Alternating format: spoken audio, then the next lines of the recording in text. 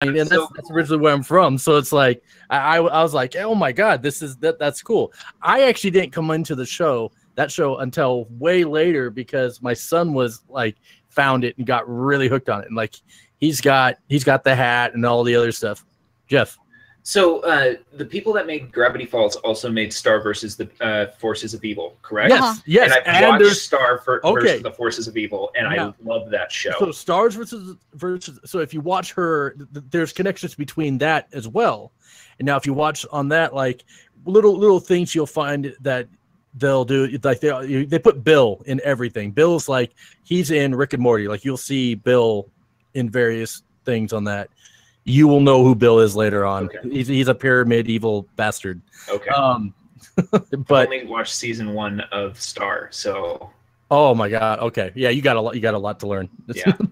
It's so cool to see how they intertwine. You know, they're like, oh, we're on a different network. We're adult oriented, but we're gonna give nods to our buddies over there. Well, the thing is that Rick and Morty and Star could actually meet. Oh, they could. They're both interdimensional beings, and they're bouncing around all the time. So that would be kind of cool. But I don't think that would ever happen. Yeah, I don't think Disney will go that route. It would have to be like iterations of each other to be able to actually do it. Yeah, which it would be cool. You know, it'd be like Schmick and Schmorty. Hey, you know, it gives reference, so yeah. it could happen. Reminds me, Gravity Falls is in my queue on Hulu. I still need to watch that. It's only 2 seasons, so I know it is so good, and I wish it was more. It needs to come back. Honestly, if Star says anything about it, I would love Gravity Falls as well. It's the characters in it are so fun. I've heard the story is great. It is, because everything's connected. Like a lot of times cartoons will skip a lot of spaces in between. Mm-hmm. Gravity Falls does not. It's like wham bam, we're continuing the story each episode. That's what I've heard. Let's pause real quick. Okay. Hi YouTube. Hi. We're on YouTube. Yeah, we're live on YouTube, so say hello. Hello YouTube. This is Geekologist Radio, and I am Damian Nash. And I am Jeff. He is Howdy. Jeff. Silver here. We're missing a few people, but you know, the one that's getting us on here on YouTube right now, that would be the Fouts. Yes. Also the namer of names. The taker of names as well. Oh God, yes. The giver of so many names. The giver especially today. Name Lord. Oh, although I heard a certain Jeff was involved in that. No. Yeah, I heard with a few. Yeah. Well, it was amusing for me. That's all I care about. Every time I checked the chat, it was a different name, and it was a great day for me. So next up, we're going away from Rick and Morty. I got someone in here that can talk a little bit with me. So we're gonna do like a kind of a round out of Midnight Texas. So yes. You said that you would come back at me and have your reviews. Yeah. What do you think of Midnight Texas? Okay. I, for one, love it. Okay, so just for people that don't know where I'm coming from here, we talked about this a couple episodes ago, and I was kind of hesitant about it because Midnight Texas is made by the same people that made, or written by the same person that wrote True Blood. And so knowing how her style is, I didn't think that it could be done on NBC or on network television. But it's actually pretty good. It gives me that kind of supernatural feel where it's a little more gritty and down to earth. Like the people are kind of more salt of the earth type people. Mm-hmm. And it's really interesting to kind of see how everybody interacts. I've only watched the two episodes. I'm an episode behind, and right now you can tell that it's pretty good CG for being in its first season. Yes, like if you go back, the budget and whatnot, but the practical effects are freaking awesome. The acting is spot on, and that's where you get to where you can kind of forgive some of the CG effects and stuff, because because when if you watch the little one-offs that they do afterwards, talking about the practical effects and everything, it's insane. Like, I mean, the main ghost, the female, how they went in and they had her actually to have the water coming out of her mouth. They had a pipe going across into her mouth, and they had CG'd that out so that she would constantly have water flowing from her mouth. Yeah, no, the ghosts look really great in it, and I think that it's kind of funny, like watching how the ghosts enter the main character. I can't remember his name. Manfred. Right, Manfred. Yes, how they enter Manfred reminds me of Supernatural so much because it's just smoke entering in through the main character. I can't remember his Supernatural, how it Manfred. Yes, how they enter Manfred so reminds me of Supernatural so much because put things together in it. Yeah. So the third episode that you're coming up on, Apparently, it was called Lemuel Unchained. Lemuel Unchained? Yes.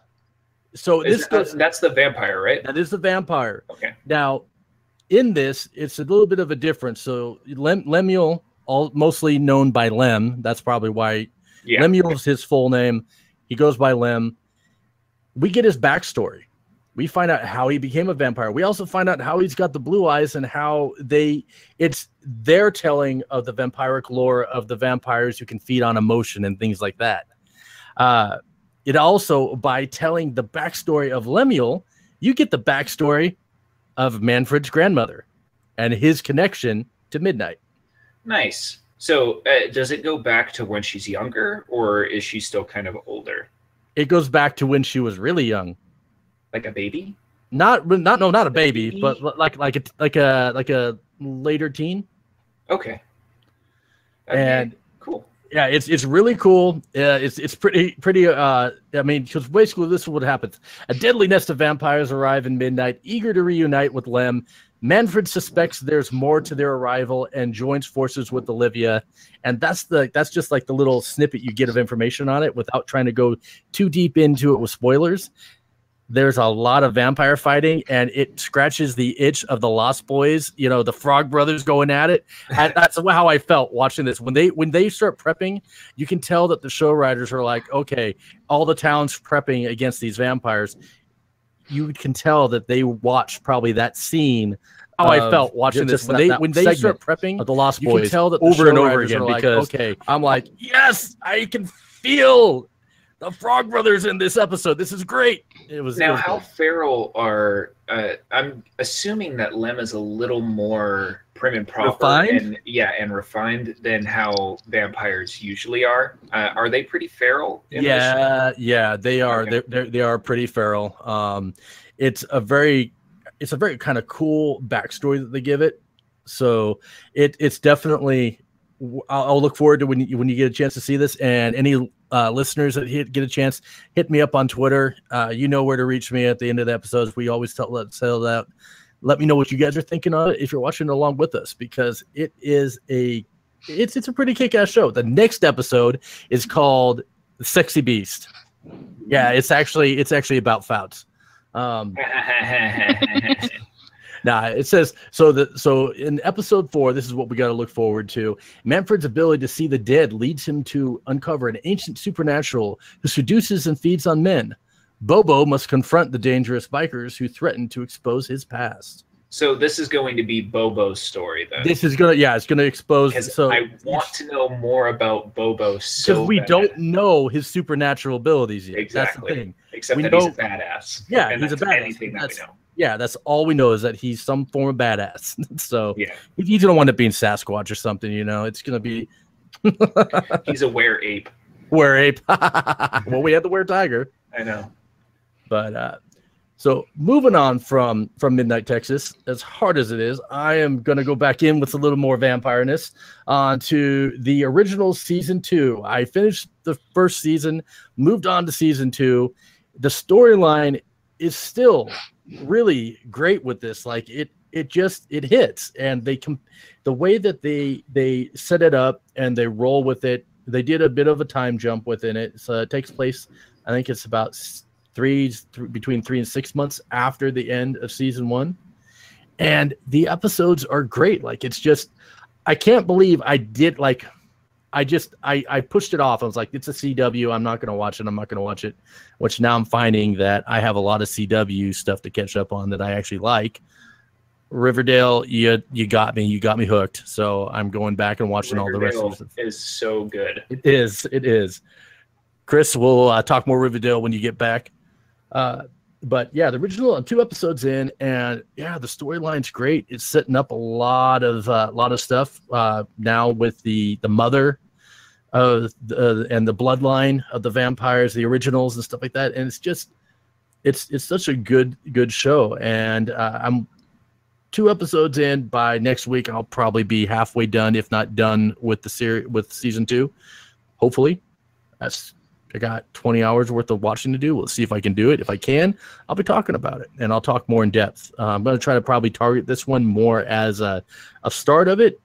The season's looking good, and then the end of the season where I'm going to talk more in depth over the review of the entire season. But so far, it's off to a good start. And next, we were talking about Rick and Morty. This is a Rick and Morty accompaniment series, kinda. It's on Adult Swim. It's made by Warner Brothers Animation, which totally surprised me. It takes the art style of Scooby-Doo mixed with Mike Tyson. Huh. It's called Mike Tyson Mysteries, and it is called Mike Tyson Mysteries. It's Mike Tyson that voices everything. So in this episode that I caught. Yeah, he's the voice of one character. So this is the cast, okay? So it's really funny, but you got Mike Tyson playing none other than Mike Tyson. You got Norm Macdonald, who plays his character instead of Scooby-Doo. You got a talking pigeon that is great. That is foul mouthed as all hell, F-bombs left and right. And then Rachel Ramos plays Young Hee Tyson, so plays his daughter. And then Jim Rash plays Marquise of Queensberry, a ghost. And in the episode that I watched last night, they have to go. There's a guy that calls up and says, "I need help. They're about ready to unplug my wife, and I want her to come back for Christmas." But they're saying everything's fine, but she's just still staying in a coma. Mike Tyson decides that he's going to poison everybody so that they can be ghosts to go inside the body. And you get poisoned, they jump inside the body, they go in, they find like, it's like a Disney would hate this. It's like a Snow White kind of scene. And they see the mom, and they're like, okay, now before they had a teenage boy that was a stepson that was like, I'm not really interested. Unplug mom, whatever. This is my stepmom. I don't care. Mm-hmm. So Mike Tyson goes in there and he's like, oh, what? He goes, hey, why? She wants to see her husband. That's her husband. Look how she goes inside the house and she takes her top off, starts crawling on him, and it gets a little risque. Well, then the ghost turns around the side, Marquise, and he goes, that's the stepson. That's the stepson. Q going back in. These are little short episodes. They're like 15 minutes long. Q's going back in. Mike Tyson, the pigeon. Norm Macdonald steals the show, man. He is hilarious as the pigeon. They get brought back. They're like, someone poisoned you, and Mike Tyson's like, I don't know who would do that, but I can't do his voice. So, but I don't know who would do that. Yeah. So it's just the fact that Mike Tyson is in the cartoon, that's probably the funnier part. Well, but it's honestly, Mike Tyson and Norm Macdonald. Yeah, I don't know. See, Norm Macdonald, he's gotten weird in his old age, but Mike Tyson has shown that he has a sense of humor. I mean, look back at Hangover, all the Hangover movies. Now, what's funny about this is at the end he does little quips, and he starts talking about his happy place. And he's like, my happy place would be like asparagus everywhere. Like, I'd eat asparagus and then artichoke hearts because they make me happy. But it's in his voice. It just shows it shows him in his Mike Tyson mystery jumpsuit talking. And it's just this 15-minute episode that happens right after usually like Rick and Morty. And so if you watch Rick and Morty on Adult Swim, usually right after comes Mike Tyson Mysteries. And the fact that it's a Warner Brothers cartoon, it just, I don't know, it's good. I'm gonna go back and watch more episodes. It made me laugh. So honestly, WB has always had a good sense of humor. You look they at really what they've put out before. You have the Animaniacs, you have the Tick, Freakazoid, Hysteria, Pinky and the Brain. Pinky and the Brain. Yeah, they had a lot of good shows that had a lot of adult humor. So if they can actually just like let go and show that adult humor, why not? Exactly, and that's what this this network allows them to do. They can put out some stuff. Now, the next up is a movie that I watch at least once a year, if not multiple times. This is my favorite werewolf film, Dog Soldiers. This is from back in 2002, but it's from director Neil Marshall. Now, more recent stuff that he also, you may know from his, would be like The Descent and The Descent 2. Those are also his films. Descent was really good. Yeah, well, he knows how to do creature features. Now, some of the stuff about this, now that a lot of the actors that are in this, they're all British actors. Most of them have appeared in Game of Thrones, namely Liam Cunningham, Davos, the Onion Knight. Yes, and then also Kevin McKidd, who a lot of people don't know who Kevin McKidd is in Game of Thrones because it was only shown him briefly. Kevin McKidd is the king of the White Walkers. Okay. Because I remember when sorry. Slow down here, bud. Oh, she knows what the White Walkers are at least. Yeah. But they yeah, have a king. I mean, everybody kind of does. So yeah. But it's, I mean, even the wildlings have a king, so I can't be too shocked there. So Dog Soldiers, it takes place in like this little valley, and it's 6 soldiers against a pack of werewolves, and it's British humor along with it. Like this stacks up against like the Evil Dead films with the humor. The special effects, what's crazy about it is, even though it's from 2002, the special effects were done practical instead of CG, so they actually still stand up. Much like if you were to watch the practical effects in American Werewolf in London, they stand up still to this day because of how well they were done. And then the shadow from being filmed. That's the same thing with Dog Soldiers. It makes it just a treat to watch anytime. One of the cool things is that it's kind of a hype train thing, but they are still in production. We don't know when it's going to come out, but a sequel is being worked on called Dog Soldiers Fresh Meat. So I'm stoked about that. Okay. And like, this is a film that I would give 10 out of 10. Like, I absolutely love this film. The humor makes me laugh. The action still is there for me. Every time I watch it, I get hyped. See, the thing with me is like early 2000s horror doesn't really cut it too much for my mind, but that's just myself. Maybe I'm a little bit of a snob. Give Dog Soldiers a chance, just because the director. The director's good at what he does. Give him a chance. This is one of his early pieces. This is like your Sam Raimi kind of good. You just gotta give it a chance. He didn't come out, when Sam Raimi did. Sam Raimi started when he was in college. Yeah. You got to give this guy, he started then. So you got to give him his due. You watch this, you come back, I guarantee you like it. Jeff, you said that you don't really like early 2000s horror films. I've been watching a lot lately from like the 2000 to 2006 era, and some of them are really good, especially the psychological thriller films. Okay. Go ahead and give me a list, and I'll check them out. Yeah, I'll message you on later. The Cube films. The Cube films are pretty good. Okay. I have not seen them. And of course, back to Saw, early 2000 horror films being phenomenal. So I'm sorry, that is like my new favorite series right now. That they have hit my top up there with Sinister. So, which says something. I don't like gore. Yeah. So do we have any idea what we're covering next week, guys? You guys got anything? I mean, I know Midnight in Texas will be back. Hopefully going to get into the movie theaters to be able to see the Dark Tower. But that's what on my side of things. So I have about 30 unwatched horror movies now, thanks to my mom and the used DVD store. So I'm actually looking to see what I might be watching. It looks like a lot of the ones we have right now are early to mid 2000s.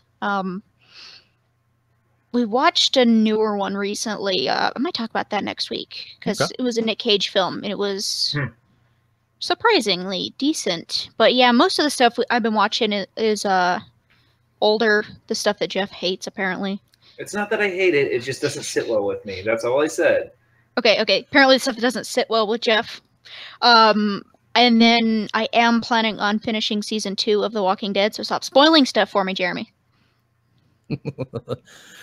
Jeff, what are you looking at next week? So my wife and I started 2 different HBO shows. We are watching Insecure and also watching the new show Room 104, which is an anthology series. I kind of want to get somebody on the cast watching it with me. Room 104, what's it about? It's all you need to know is that it's one hotel room, and it's the stories that happen in that hotel room. Okay. 1408 style or red light district style? It's anthology, so it's different people every time. Okay. So for this, in the second episode, there was the Beak.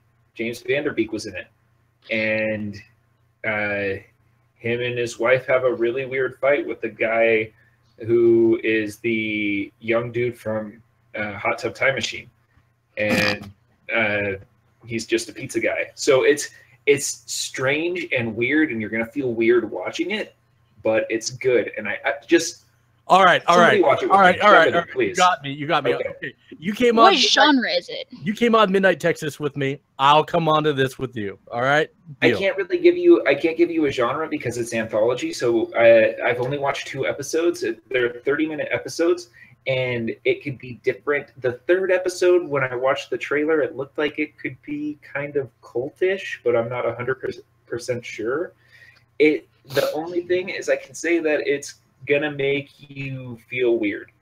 That's all I can say so far. But watch it, please. Just watch it. I need more people to watch this. I'll watch it. You know what? How many episodes are out? Probably 3 now. By next week there will be 4. Okay. After the podcast, I will put one on. I will watch it, and then I will message, and I will prep for next week's podcast to be able to talk about my take on it. There we go. So next up, we are going into the hype train. This is where we wait a few seconds so that Faust can edit in the music.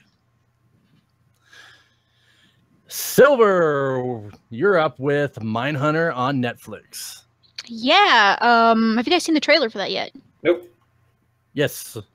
They just revealed it last week. Mm-hmm. Early last week. It's their new original series. It's coming out October 13th. It is about a pair of agents from the FBI Elite Serial Crime Unit, and they are basically trying to understand serial killers. You know, it's like now we understand at least some about them, but this is set in the late 70s, 77. If you look at the issue of Time magazine that's briefly shown in the trailer, required a lot of going back and pausing. That's some super sleuth right there. Yeah, I was very curious, so it took a lot of pausing and rewinding and yelling at my computer. But I know that in the trailer they show like Charles Manson and just like photos. So I don't know like if there's any like big names they're going to be talking to, but a lot of the trailer is the rest of the FBI being like, look, you can't understand these people. You're wasting your time. And they're like, no, we're going to get to the bottom of this, figure out how they think so we could try to prevent this stuff in the future. I think it looks really, really cool. Minority Report status almost. What's up? I think that it kind of looks like it's a like a fictitious kind of or kind of like more of a series take on making of a serial killer. Right, that's kind of what I thought. And the one thing that I'm like really excited to see is the main character was in Glee, and he is also known as Kristoff in Frozen. Oh, wow. Jesse St. James. Okay. Okay. Yeah. Is he Jesse St. James? Is that the guy that was also in Hamilton? I am not 100% sure. I just looked up I just looked up his films, but when I saw he was known for Frozen and Glee, I was like, it might be interesting to see this guy in this kind of a role, especially because he's up next to Holt McCallany. Yep, that's who I thought it was. Jonathan Groff. Yeah, he's with Holt McCallany, and he's been in Sully, Blue Bloods, 2 separate CSI series. So he's used to this kind of a genre, kind of a setting. So I'm really curious to see how Jonathan will kind of go into that kind of setting. It looks really good. It does. And I'm usually not the one to jump into a series as it starts. As you know, I put everything off. This one I am very excited about. Well, it's Netflix. You can binge it like you like to. Yeah. It reminds me, they need to give me a date for season 3 of Fuller House before I lose my mind. Anyway. That is a guilty pleasure. Going back and watching that stuff, I like it. I'll admit. So next up, we got our, we keep getting, last week we've been talking a lot about the Deadpool stuff going on. Last week we talked about Deadpool 2. God, I always mess that up. Deadpool. Oh god, it's like Baby Ruth. But so this week we're gonna do still a little talk. They revealed Cable, and Josh Brolin as Cable, and he looks badass. Yeah. If you guys have not seen the pictures of Josh Brolin as Cable, do yourself a service and go look at it. Go look it up. You can type it in anywhere and it will pop up. Fox's has a history of not necessarily, of taking some characters and kind of not doing them as the justice that they should. Cable has been done to a T perfection. It is amazing. The cybernetic virus that he was infected with looks amazing. Like, it just, the eye, just everything. This is the son of Cyclops, and he is here to kick ass. And I cannot wait to see Josh Brolin do just that. Yeah, I spent high school reading the comics, and so when I saw that picture, I was like, yeah, I was a 14-year-old girl again. I'm like, oh my god, this is so cool. That's been the talk of the week around my house is Cable. Yeah, I mean, and the thing is, it's not like this is a one and done thing. We're going to get X-Force, so Cable is going to be on our screens for many years to come, and it's awesome. It's an awesome addition to the Deadpool verse, and I'm just going to call it the Deadpool verse because Ryan Reynolds. It's the mutant verse. It's the mutant verse, but Ryan Reynolds, the way he does things is he pushes that line of blending it with the Marvel Cinematic Universe. Like, I'm going to make these things look just like the SHIELD carriers that crashed, because it is a SHIELD carrier that crashed, but it's just going to look just a little bit different so I don't get in trouble. But yet, we're still in the same universe. That's what he did. I mean, that's what the first Deadpool did. It's going to be a lot more references because that's what he does. And it's just going to be a fun ride. Next, we're going on a hype train. The Annabelle creation, the prequel that we've all been wanting to see. The prequel to the prequel? The prequel to the prequel, yes. But it is the creation of Annabelles. So we get to actually... Is that a thing? I guess that's a thing now. Yeah. Prequel, which is this is cool because this is another film that takes place in the Conjuring universe, and we can talk about universes all we want. This is a good one. This is a really good universe because this is all based off of artifacts that the Warrens have collected over the years. and they're real people. They have a real museum of this stuff that's all creepiness. So the fact that this is actually a thing, I mean, I'm looking forward to it because it like almost is. We know that it's fictitious to a point, but at the same time, the making and stuff of this doll is part of history in a sense, because it is all stuff that they've researched. So it's almost like you're watching a biopic when you're going to see your horror film. It's a real kind of interesting space that they're in with this series. That's what I love about the films, about the Warrens, the old Amityville films and The Conjuring. There's a certain amount of truth to them, so that I think that makes them creepier. But even as a work of fiction, they're phenomenal movies. They really are. And the things The Conjuring are. Okay, yeah, the Conjuring are. The Amityville ones, not the best, but I still enjoyed them. But and what I thought was interesting, when I was reading up on it earlier, the film, as of this recording, is released tomorrow, but it is already getting better reviews than the first Annabelle. Yeah, and that's just like my family. We love the Conjuring movies. Mm-hmm. We loved Annabelle. We are. I mean, if I didn't work tomorrow, totally be going to see it. We're probably going to have to hold off until Monday, Tuesday to go see this, but that is something that I'll definitely be talking about next week. So I know we have to see it.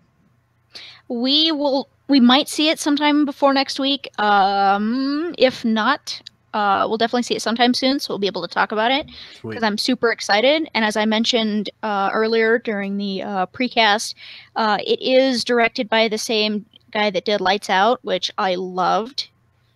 That was, I think I watched that one last month. I borrowed it from my brother-in-law. That one was a great film. Very cool. So that made me more excited, because I've already seen, just one, like, outstanding movie from this guy. So I'm like, this is awesome. And then it actually stars the little girl from Ouija Origin of Evil, which is another one that I watched recently and really enjoyed. So I'm really, really excited about this. Mike Flanagan is my dog. Unfortunately, he's not directing this one, but at least one of his little stars is. Yeah. Because she was great in Origins of Evil. She creeped me the hell out, I'll tell you that much. Yeah. Yeah. I'm very excited to see her in this one, because I'm excited for this in general, because, like, Annabelle was good, but and they kind of talk about, like, what happened and the story behind the doll. I think just, like, actually placing a story to the face is going to be pretty awesome. Looking down at my phone, trying to figure out how to get the chat app open for YouTube Live. I already got it up. Okay, so it's your job. It's your job if someone says anything to toss it in for us. Yep. Perfect. I'm the only one that says something right now. I said hello. Oh. Yeah, probably.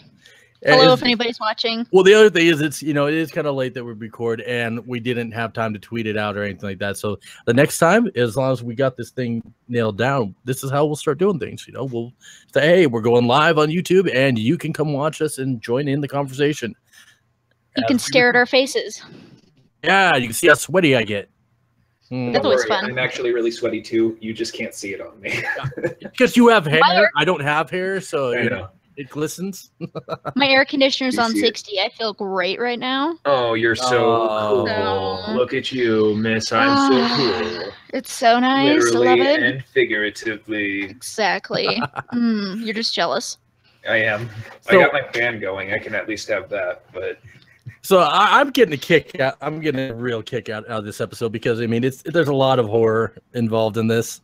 That is my fault. Sorry, not sorry. Well, it's okay, because I would have put this in anyway. The next up, we have It. it's it. Take Dude, I'm stoked. It. I'm so stoked for it. You're so stoked for it. Yes. I can't speak anymore. It's coming. It got my tongue. Yeah, and the arm of the little boy in the yellow coat. Poor Georgie. Georgie. So something about it, what's been crazy is a lot of the takes have been done in one take. They didn't, like the kids, they didn't know when they were filming.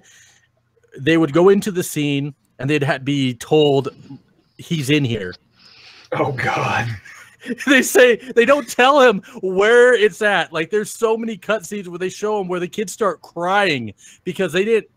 So with this really follows the book. No. Yeah, so that's real fear. Oh. So they got, like they didn't tell them, like they knew what some of the costumes looked like, but they knew that they're gonna have to face the different forms of it. One being a wolfman, one being a rotten clown, which is really in the books when Stephen King explained it was just like when I read it, it was terrifying. I'm like, this is disgusting. Like I would love to see this on film. And now we're gonna get to that scene in particular when they see the rotten thing, the kids don't know it and they go into a space and it shows up and all that showed in the YouTube video was the after effect of them just crying because of how horrifying the scene was. Like they go in, they're trying to act, and then it's not acting anymore. It's real fear. That is so mean. But the water scene when they show the preview and he comes up out of the water, they knew he was in the water. They didn't know that he had a scuba tank on underneath the water and how long it's gonna take for the juice to pop up to scare him. Oh. Okay, so I'm sorry, Fouts, you're gonna have to believe this, but that is gonna fuck up some child actors. Like seriously, holy crap! That kid is so nice. The guy that's in the kid that's also in Stranger Things. That kid is so nice, but he's gonna be a really messed up adult now. It's okay, because if you look at him, and he looks an awful lot like Marilyn Manson, so it's all right. He go into music. He'll be good. He'll be the second coming of Manson. No, then I guess it works out. But yeah, it's the idea of how they filmed it, and they wanted to scare. Now it's going to work really well with this cast. I'm curious that in the sequel, how that takes place with the adult half, how they're going to record that. I mean, adults get scared too, but you're going to have to really do it right to scare adults in a situation. Whereas a child goes into a situation, no matter how grown up they are, they're going to get afraid. No, I'm sorry. Adults will put on the face like, oh yeah, I'm not scared. But I don't care who you are, a clown or a wolfman jumps out at you, you're going to scream like a little child, or at least punch it. It's one of those two. So either that actor, little Skarsgård, is going to get punched in the face, or he's going to scare the crap out of everybody. Yeah, we've all seen those haunted house videos where everybody's like screaming and hitting the actors by mistake. Oh, I love Halloween. The house is October built. That was a good film. It was amazing. Yes, it really scared me. I didn't like it. They start hunting people. But no, it is going like that. Now, this is the thing is that it's doing well with the critics that have seen it. But I'm worried that this being a Stephen King film, I'm worried about it suffering the same effect that The Dark Tower's getting right now. And I don't want that to happen because I've been waiting for this film for so long. But the factor of the child actors who they have playing in it, I feel that that will draw enough people in, like the fans of Stranger Things, I feel will come into this film just because of that fact. I'm going to give a shout out to our buddy Matt Johnson. He gave this a review from just watching the trailer when Nerdentials covered it a while back. Mm-hmm. And he said, just from the trailer, that he was not going to see this movie. And the reason why he was not going to see it was because it was too accurate to the book. The book is terrifying. The book is so terrifying. And that, to me, that's because of how accurate that this looks. That's why I'm all in, because I did a report, a college paper that was a comparison to Stephen King films to their movies and made for TV movies. And so I did a comparison between what they were able to take, and they made, granted it was made for TV, and I did a comparison between the two. And even though that was made for TV, Tim Curry did an excellent job. Like, he frightened people and made children scared of clowns for years and years to come. Generations have been terrified by that. One thing, I think it's super interesting that it is going to be 2 films, kind of like how the made for TV movies were split into 2. I'm just hoping that they don't make the same mistake and make the second half a lot worse than the first half, because like with the 1990 version, the first half is great. You know, it's creepy, it's interesting. Like you said, Tim Curry is amazing, and the second half just peters off. So I'm just hoping that when the sequel does come out, they'll play it out better, because it's just not to mention the casting. I wasn't too thrilled with the casting for the adults. The kids were great. I'm really excited about the cast for the children in the new one. Same here. So next up, we're gonna move over into Avengers 4, being called it doesn't have a name yet. Oh wait, excuse me. Avengers 4. Wait, excuse me. Hang on. Go ahead. Okay. All right. So we got they're talking about Avengers 4. They're showing us the glove, which is supposed to be the gauntlet before the CG's added to it, and they're saying it's the beginning of the end. That's what they're saying about it right now. They're saying it, and they're saying it as if it's the beginning of the end for the current cinematic universe. That is what it's being taken by on the internet right now, which is kind of interesting, because like all it is it shows the glove, and then they show like some pictures of Captain America and some of the other Avengers in it. It's kind of like, I mean, it's a gloomy feel, but at the same time, it almost makes me excited to see what direction they're going to go, because Disney's not stupid. They're going to keep as many actors as they can. You know, they're going to also, but they also know that new toys sell, so they're going to want to bring as many new characters in as they can. So it's going to be it's a market. Just right now, Avengers 4 is a marketing game. It's going to be, what can we do to make you feel lost, but what can we do to make you also be ready for the next expansion of the universe, which we know is going to be like Miss Marvel. Like, I really think that we're going to lose Tony. I think that that Tony's going to. I think Stark is going to be either he's going to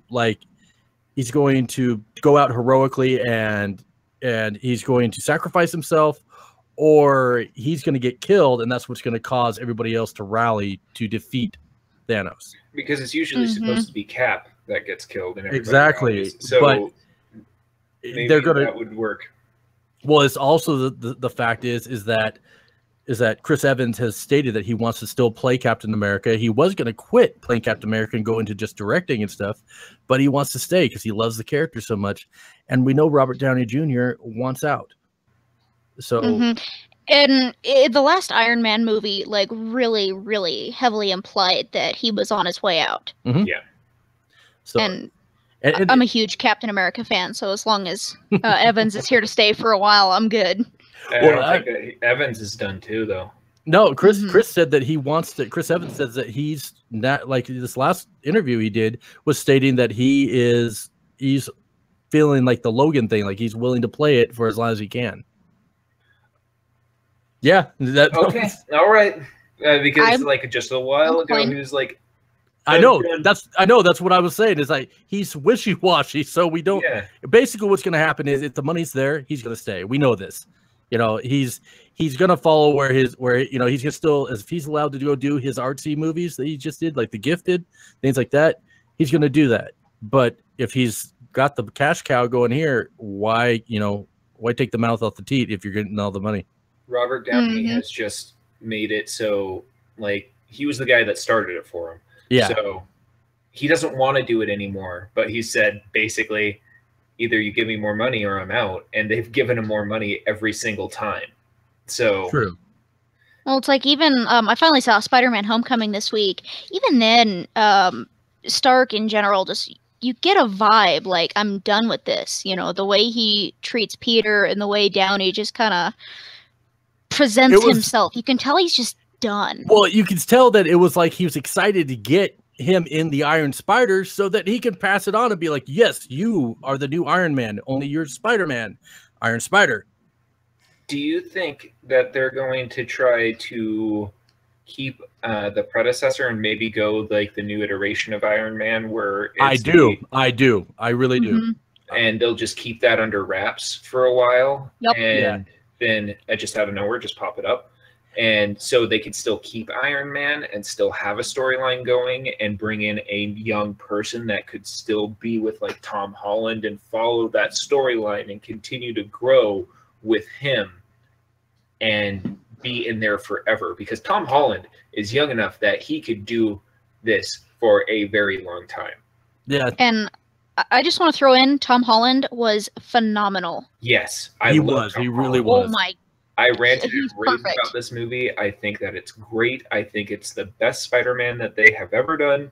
And even though 2 is still rated higher by 1%, but Spider-Man 2, Tobey Maguire's one, that one's still rated higher, but this one felt like a Peter Parker movie, and that's what we needed. We didn't need another Spider-Man movie. We needed a Peter Parker movie. And so it filled that spot that needed to be filled. And you couldn't beat the ending, you know? What the? Yes.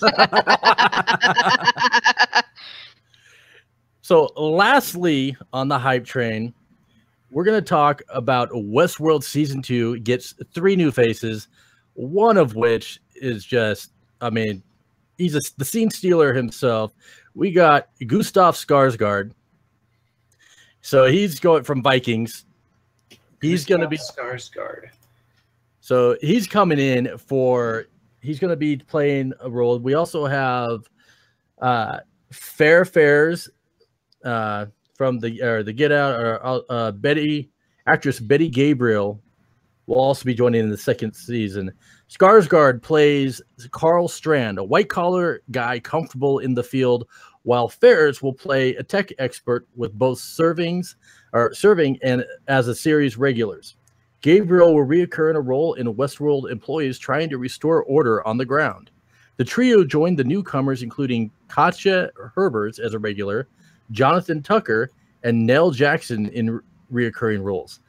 And the first season reoccurring actors, Lulz Hertham and Tallulah Riley, who have become now upgraded to regulars for season 2. So I'm sorry, continue. Go ahead. Let's say Westworld recently began production on its second season ahead of an early 2018 premiere. The fact that this article says early 2018, I don't see that because they said that it was going to be 2-year intervals. I don't see an early 2018 premiere being there, but if they can get it all out in early 2018, I'm ready because I love Westworld. Back to you. Yeah, honestly, okay, so I'm looking at these actors now. And I was hoping that we would get some more like Shogun looking things, and maybe we will. And maybe they're just keeping Thank you. Because we know that there's Shogun. We also know that there's Rome. We know that there's Future World. There's all these different worlds, and the showrunners have said that over the course of the series, we will be introduced to those other worlds. So it won't always just be Westworld. But yes, thank you. I would greatly appreciate them to go there. We do know that they will appear there at some point because that is where, and I'm pulling a blank on her character's name. The character that like basically started the whole uprising. Oh, you're not talking about Dolores, but you're talking not about Dolores. The matron. Yes. Right? Yeah, she is. This name's on the tip of my tongue, but I can't think of it. I'm pulling it up. Give me a second. This one is still in my queue, but since there's only one season so far, we're No, you need Gonna to start catch up on watching Game it. of Thrones. Oh, you need to to start get us- watching it. You need to watch it. Do you want me to watch Game of Thrones or not? Make up your All right, mind, guys. watch Game of Thrones first, then get on Dave this. Billy. Yes, her character's daughter, supposedly is in Shogun, so she's going back there. If I remember correctly from our when we were doing the teardown of the episode. Yes. When does season 2 come out? It's all up in the air. It was supposed to be like towards the end of 2018, but they're saying that it's going to be an early 2018 premiere. So I've still got plenty of time to finish Game of Thrones and then watch season 1. Yeah. You got plenty of time, and you will like this. You like Game of Thrones, you're going to really like the depth that we went into on our past episodes when we talked about it. We really we brought, and the thing is our theories, majority of them came to fruition. It was not to pat my own back. Now, actually, I did say that this was the last thing, but I forgot. We needed to talk about Jigsaw. Yeah, we're coming full circle. We started with Saw, and we're ending with Saw. Like, this has been my mind for the last week. So I am very, very excited. It comes out October 27th. We have totally new directors. Big shock. They've, been through, 3 different sets of directors. But this time, it's actually 2 directors. They're brothers from Germany. They're not really known for anything. The only, title I'm actually somewhat familiar with that they've done was Piranha 3D, which does not make me very excited. I like Piranha 3D. I like one of the brothers also did Good Luck Chuck, and I'm like, you're going from Good Luck Chuck to Piranha and Saw, okay. I like Good Luck Chuck too. the trailer for Jigsaw looks, it's already, the trailer alone is 1,000 times better than the final chapter was, Yeah, very true. Oh my God, except for that ending, like we said earlier, that one was just not good, but Jigsaw looks phenomenal. The one thing that is getting me is, of course, he even says in the trailer, they're finding all this evidence that it's John Kramer behind all the murders, but he's been dead for a decade. What's got me curious is the taglines. Of course, one of them is "A New Game Begins."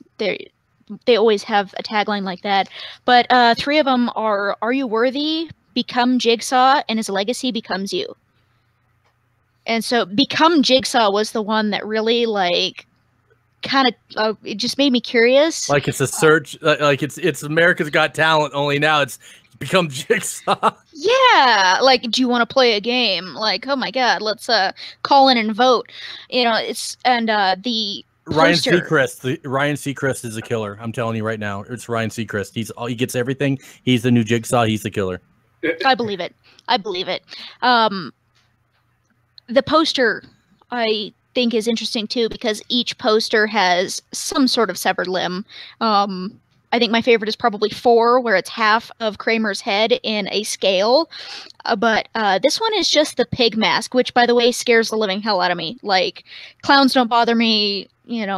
Jigsaw and Billy the Puppet don't bother me, but the pig mask freaks the hell out of me, especially in the first couple films. Oh God, I do not like the pig mask.